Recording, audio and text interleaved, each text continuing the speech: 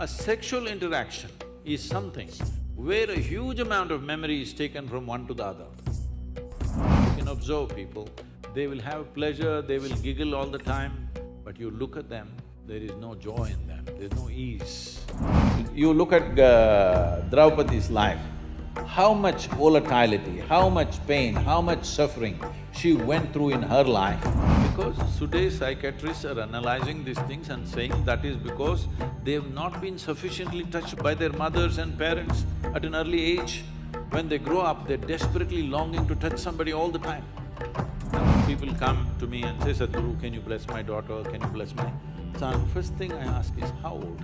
If they're over 21, I said, when I was into lot of sadhana, I would have somewhere between 5 to 7 showers a day. And all sadhus, sannyasis, those who are on spiritual path, wash their clothes with red earth. Generally, the course of life is considered to be approximately 84 years or 1008 cycles of the moon.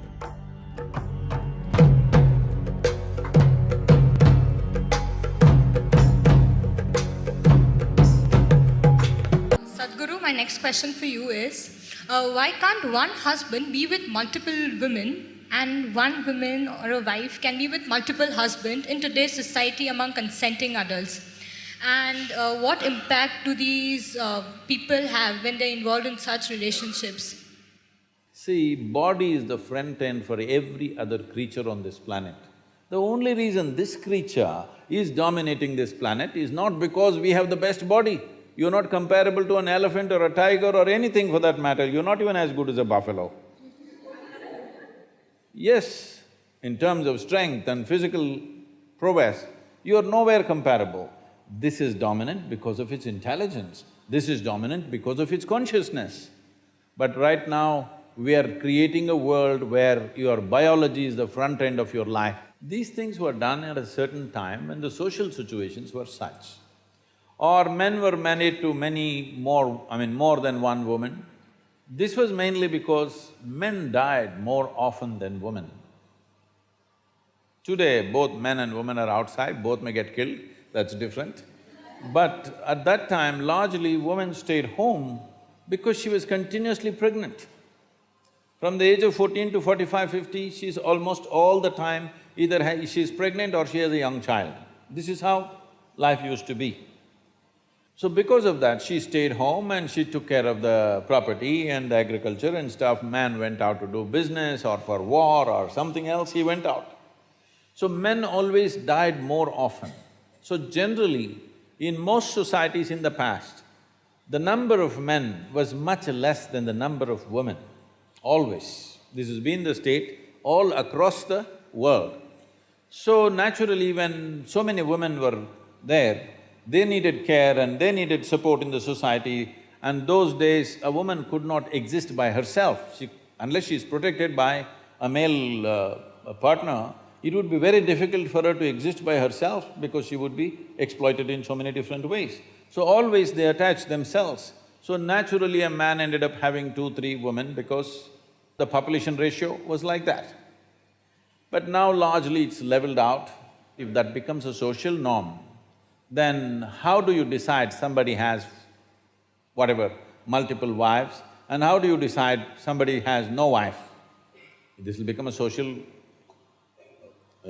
collision, it'll become lot of problems in the society because we may act civilized.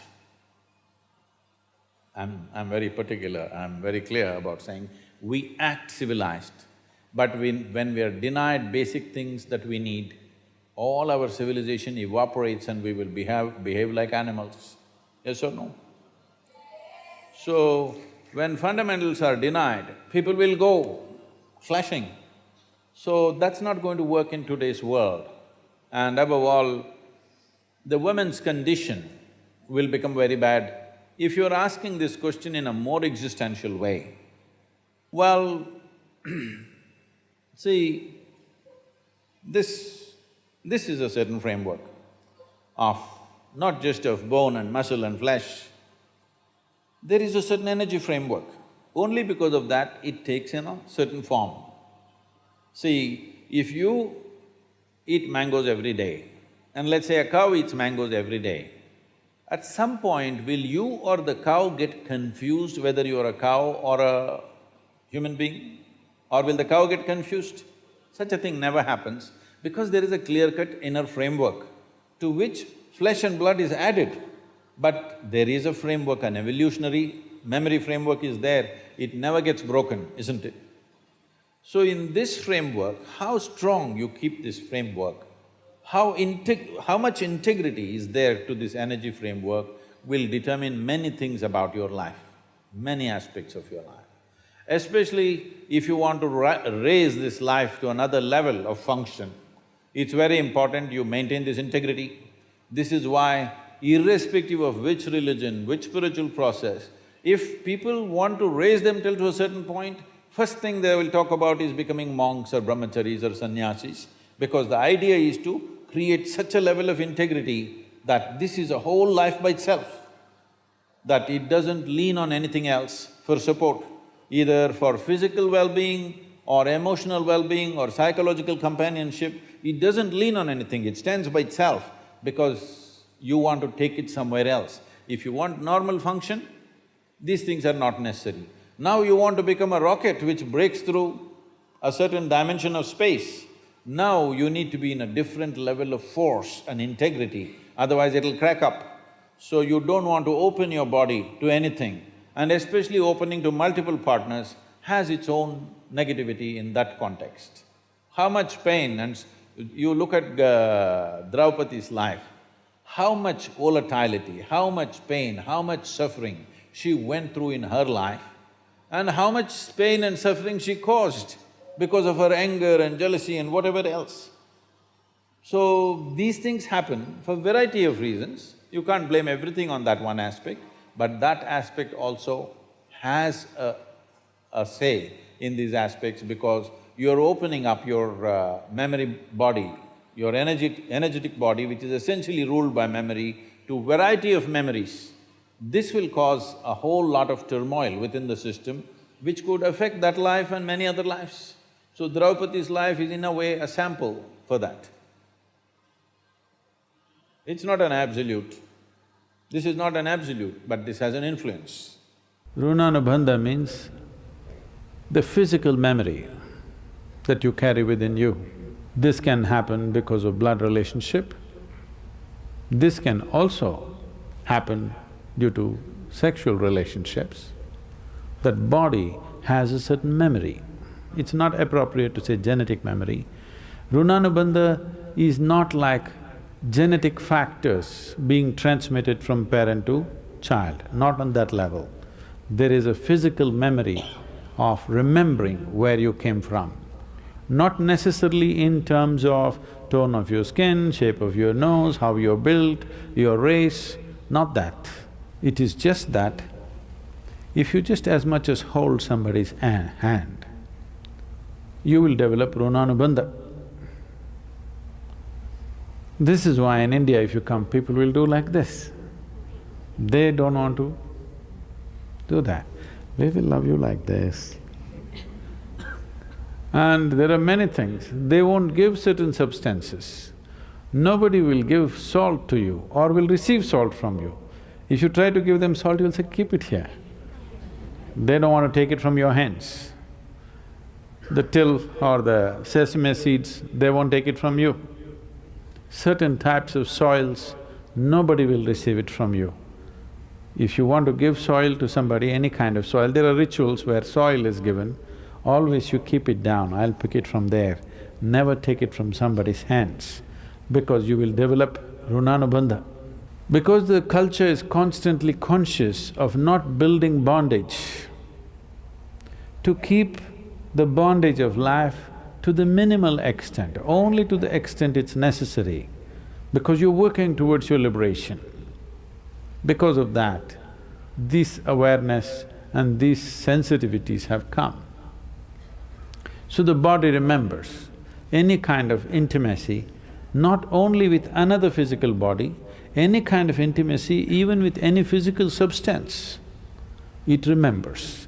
Certain types of substances are more capable of doing this, certain other types are less. So, for this we… here in the temple they're doing Kleshanashana. Have you been through it, anybody? The fire wash. That is, if you're not getting cleaned with a regular shower, we're burning you out. So what Kleshanashana is a way of burning various types of physical memories that we have picked up, not necessarily because of relationships, just by contact, just by coming in touch with so many things. People, situations, atmospheres, so many things, this body picks up memory.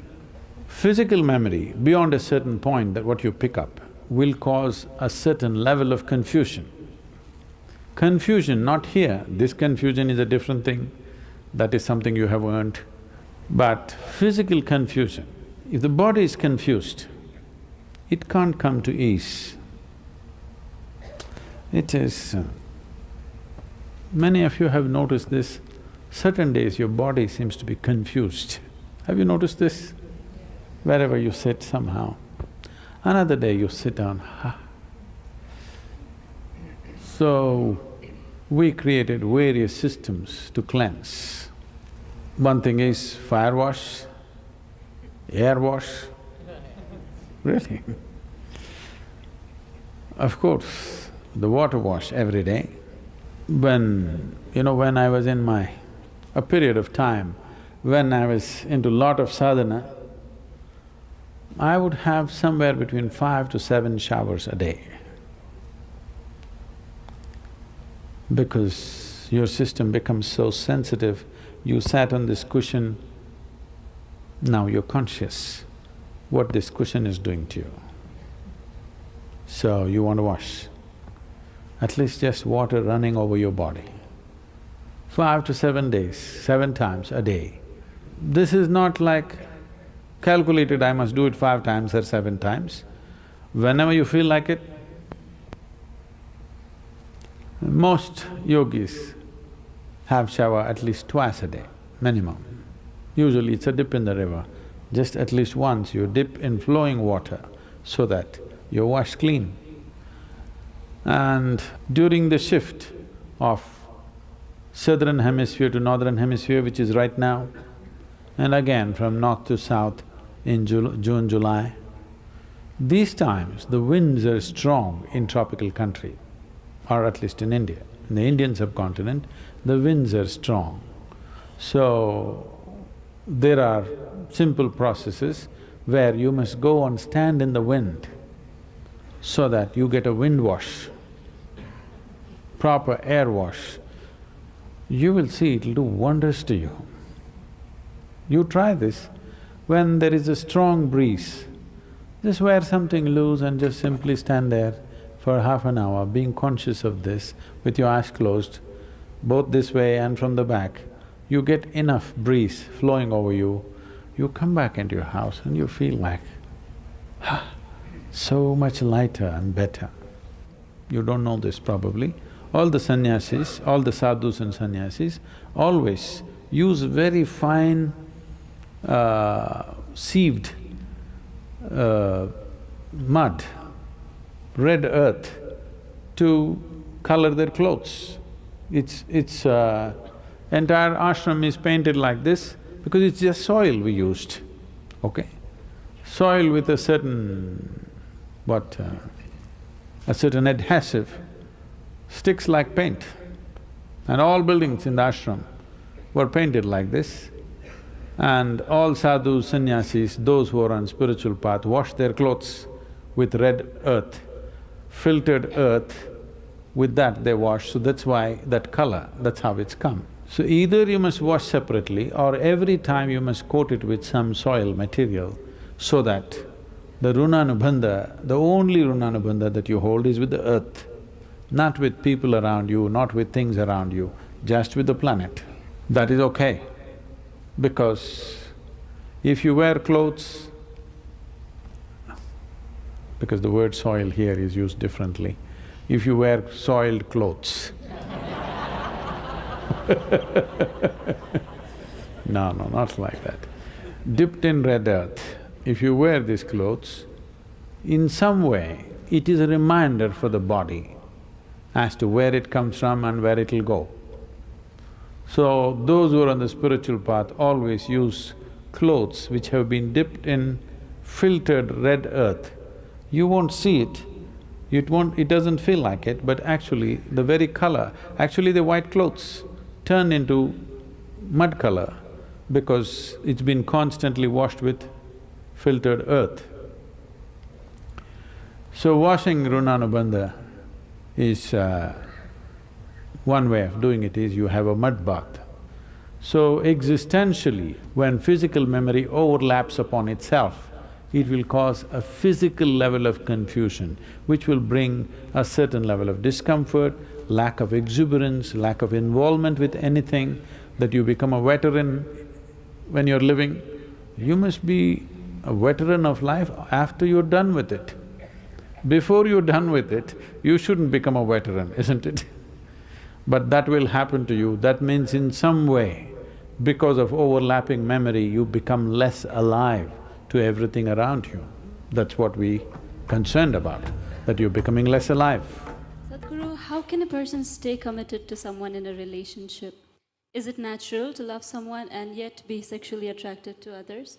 What should be the proper course of action that should follow, or how does one handle this? See, there is a psychological integrity, there is emotional integrity, but there is a biological integrity also. Integrity does not mean morality. Integrity means you create a situation where it works best for you. So when we say integrity, suppose I say, there is a certain integrity to my body, this means it's strong and resistant to a whole lot of things, isn't it? It doesn't mean I'm morally stuck in something. So I'm talking about… I want you to understand the word integrity in that context. We're talking about integrity in terms of strength of this life. So if that is the thing, is it true? Do you remember how your great-great-great-great-great-grandmother 10 generations ago looked like? Do you remember? No. But her nose is sitting on your face. Yes or no? Body remembers, isn't it? Body remembers your forefathers 1,000,000 years ago. Yes or no? So what you're calling as my body is a heap of memory, isn't it so? Yes. Memory or no? See, now from Nepal you came to Shillong, you eat a lot of this Meghalaya food, your features won't change because your body remembers what is your genetics, no matter what. Or you start eating, let's say, cow's food or dog's food, your body will not get confused and become a dog or a cow because there is evolutionary memory in this. Do what you want, it never gets confused, isn't it? You start thinking I'm a dog and start barking like one, still the body won't change. Yes or no? Mentally you can, but body has such a deep-rooted memory. So this entire body, what you have, is essentially a certain integrity of memory. If that loses that memory integrity, then you will see it will become vulnerable to so many things.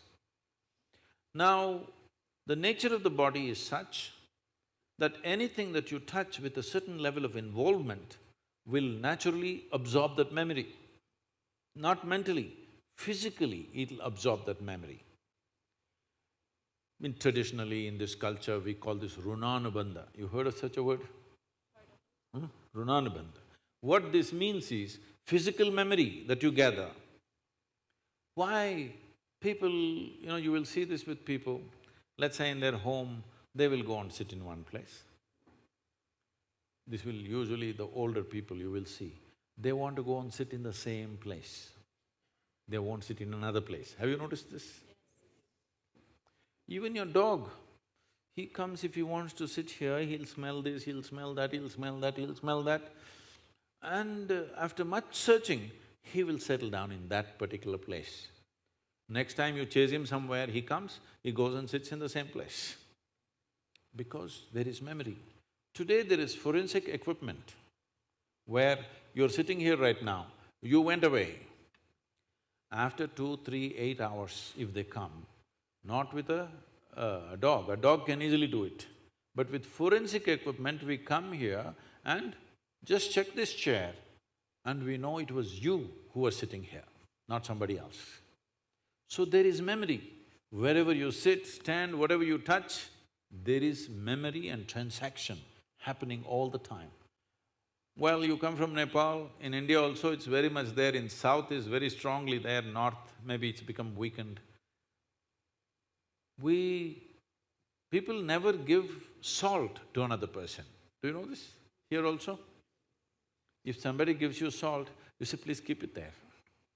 Because there are certain materials which transmit memory much better than others. Salt, sesame seeds, lemons, like this, if you give traditional people, they'll say, keep it there, I will take it. Because they don't want to develop runanabandha with you. Now, in India, if you see older generation of people, if you try to shake their hands, they'll do like this, because they don't want to get runanabandha with you. Because the idea is to keep the integrity of your body's memory in such a way that it doesn't become vulnerable to other things, that you become a very integrated life. If you want to nurture yourself to be a certain possibility, then you have to maintain the memory integrity. This is what runanabandha means. You keep your physical memory to the minimum. A sexual interaction is something where a huge amount of memory is taken from one to the other. So, always, not in this society, everywhere else, forever people saw the advantage of keeping that memory to the minimum. If you make that memory very complex, you will see to be at ease will become very difficult after some time. There will be pleasure, but there will be no joy in your life. You can observe people, don't go by what I'm saying. You can observe people, they will have pleasure, they will giggle all the time, but you look at them, there is no joy in them, there's no ease. Because the ease will go away with excessive memory. This is not only with sexuality, there are many other things that you do like this.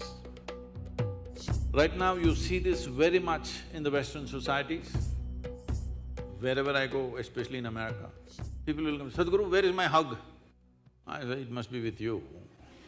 Why is it with me? It is not like at a certain moment when you feel close to somebody, you hug them. It's like all the time you have to touch people. Because today psychiatrists are analyzing these things and saying that is because they've not been sufficiently touched by their mothers and parents at an early age. When they grow up, they're desperately longing to touch somebody all the time. All these things have a serious impact on one's life. How much physical contact when the child is born, this will determine how much physical contact they will long for later on. And the memory of what an infant picks up from the mother at that time, because till a child becomes 4.5 years of age, in many ways, energy-wise, it's not a separate life, it's still attached to the mother's body. Actually, if by nature if people go till then, they must be drinking the mother's milk and connected up to 4.5 years, that's how naturally it was. So, the energy doesn't mature. At that time, more and more memory that you get from the mother is better and better to strengthen this. But once the child begins to move out and becomes an individual, life is organizing itself. People come to me and say, Sadhguru, can you bless my daughter, can you bless my son? First thing I ask is, how old? If they say 15, 16, 18, all right. If they're over 21, I say no. Because me blessing you, blessing will not go to your child. You may still think emotionally that's my child, but as far as life is concerned, it's become fully separate. Generally, the course of life is considered to be approximately 84 years or 1008 cycles of the moon. The cycles of the moon and our body is very directly connected. Only because our mother's bodies were in sync with the cycles of the moon, we are born, otherwise we wouldn't be born, isn't it? Hello? So, a full life is considered 1008 cycles of the moon, which will approximately considered as 83 to 84 years. So if one crosses 84, it's considered a full life. In this, the first quarter is the only time when it is connected to parentage. After that, the child must move, because energy-wise, you cannot connect those two lives anymore. So that is when the longing, if you have not created enough integrity within yourself, the longing for another body multiplies. Even though the hormonal phase may be higher between 15 to 20, the longing to bind and bond with somebody increases after 21 years of age, because unknowingly you're like a satellite who fell off the main mother. You come off the motherboard. Now you want to attach to something unless you find some integrity. This is why between 12 and 18, one must do lot of sadhana to strengthen the body so that you don't desperately bind yourself to something or somebody. You must consciously, if you wish to take a partner, it must be a conscious process. If it's a compulsive process, then you will pay the price for it. This is not a question of morality. It is not that this is sin, that is sin. The question is, what is your priority in your life? If your priority is to make this life rise to a higher possibility, then you must be conscious. If you want to somehow live and go, it's okay.